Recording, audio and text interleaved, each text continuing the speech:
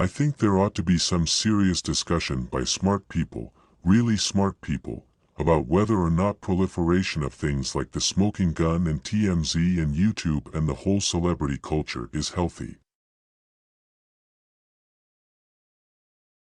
The best thing about YouTube is that anyone can do it, and that's exactly what I did. There is a saying that if you get something for free, you should know that you're the product.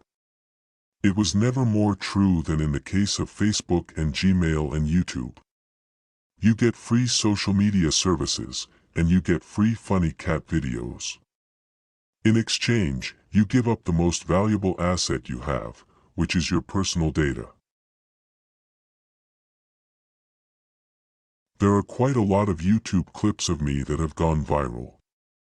One that I think of is of a young woman at a lecture I was giving. She came from Liberty University, which is a ludicrous religious institution. She said, "What if you are wrong?" And I answered that rather briefly, and that's gone viral. In preparing for my recording audition, my mom told me to YouTube the old Peanuts, Thanksgiving and Christmas specials to hear how Charlie Brown speaks.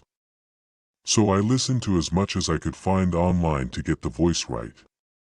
Winning the role took a lot of hard work, but good fortune as well. I'm not a professional sewer, so I just go to YouTube and figure it out and I experiment, but that's the fun part of it. I love watching. Seeing fabric transform into my gear is just a feeling of satisfaction. If you type salt flats into YouTube, you'll find 100 amazing videos that were shot out there, but you won't find any that were shot in the rain. Advertisers now have a highly targeted opportunity for aligning their brands alongside the entertainment experience people are enjoying on YouTube. In today's YouTube world, are officers reluctant to get out of their cars and do the work that controls violent crime? Are officers answering 911 calls but avoiding the informal contact that keeps bad guys from standing around, especially with guns?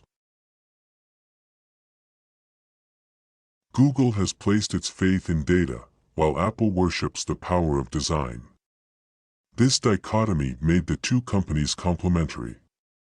Apple would ship the phones and computers, while Google would provide maps, search, YouTube, and other web tools that made the devices more useful. My journey began when I found out about YouTube on how do you make music, and from that, people started explaining me how I had to do it. You look at Survivor's Remorse, or Blackish, or Issa Rae's brilliant, funny Insecure, which started out on YouTube but is now on HBO. And you see multifaceted representations of the African American experience. It's insanely exciting. Our users were one step ahead of us. They began using YouTube to share videos of all kinds. Their dogs, vacations, anything. We found this very interesting. We said, why not let the users define what YouTube is all about? When I was in hospital, I recorded a ghost. My fave YouTube channel is Huff Paranormal, which is about a guy who talks to ghosts like he's talking to his neighbors. I'm sure if Shakespeare were alive today, he'd be doing classic guitar solos on YouTube. One of my goals is to find an unsigned YouTube artist and feature them on my album. That's what I wished someone would have done for me. YouTube is the hippest network, and they abuse copyright right and left. Whether you're a Twitter follower, a YouTube subscriber, or a Facebook friend, natural social instinct is to collect people and to not kind of see them later. But unfortunately, with social media, You collect them and they're in your life, whether you really want them or not. My abilities on the computer are limited pretty much to iTunes and YouTube. I check my email as much as anybody, but I'm more old-fashioned in a certain sense. We noticed that the most popular videos at YouTube showed people making things. I was uploading on YouTube and stuff, and they were liking it or whatever. I just kept elevating and elevating. I had little setbacks, but I used them as stepping stones. I think YouTube used to have a negative connotation, like it was the place where the rejects went and made careers, but I'm proud to be YouTuber. I wanted to be in that first generation of YouTube stars who transitioned into the real world.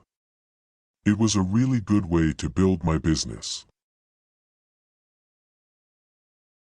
I grew up watching Jim Carrey, and I was like, I want to be like him. I want to do exactly what he does. YouTube was just a platform, kind of like a trampoline to, bounce into it at a faster rate. YouTube began as a failed video dating site. Twitter was a failed music service. In each case, the founders continued to try new concepts when their big ideas failed. They often worked around the clock to try to overcome their failure before all their capital was spent. Speed to fail gives a startup more runway to pivot and ultimately succeed. I have always wanted to learn the piano, but because I travel so much, I can never get any consistency of lessons. So everywhere I go, if I can find a piano, even if it is in the lobby of a hotel or something, I go on YouTube and pick some songs to learn. Are companies like YouTube, Facebook, and Twitter open technology platforms or publishers with curated content? For years, big tech giants have tried to have it both ways, exploiting special legal protections to enrich themselves while behaving like publishers without the liabilities.